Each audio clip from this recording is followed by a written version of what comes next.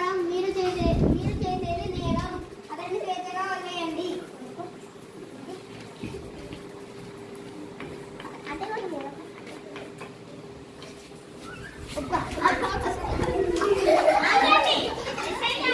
అతన్ని మీరలా ఎందుకు కొడుతున్నారు? ఎంత కొట్టినా నేరం ఒప్పుకోవట్లేదు. అతను నేరం చేసినట్టు మీ దగ్గర సాక్ష్యాలు ఉన్నాయా? లేవు. చేయని నేరానికి మీరు అతన్ని శిక్షిస్తున్నారు. మీపై ఆర్టికల్ 32 ప్రకారం హెబియస్ కార్పస్ పిటిషన్ వేస్తాను. మర్యాదగా అతన్ని వెంటనే విడిపించండి.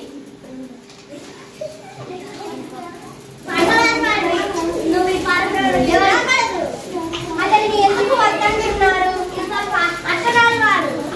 ఆర్టికల్ 70 ప్రకారం అంటరానితనం నేరం. మీకు జైలు శిక్ష పడుతుంది. అతనిని మీతో పాటు తీసుకెళ్ళండి. అందరినీ సమానంగానే చూడాలి. అతన్ని మీతో పాటు ఆడుకొనివ్వండి.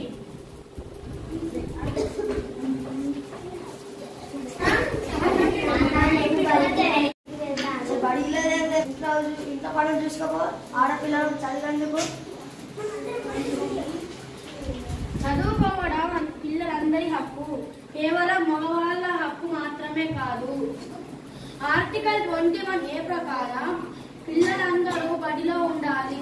రాజ్యాంగం పిల్లలకు స్వేచ్ఛగా చదువుకునే హక్కు ఇచ్చింది. దాన్ని నువ్వు కాలరాయకు.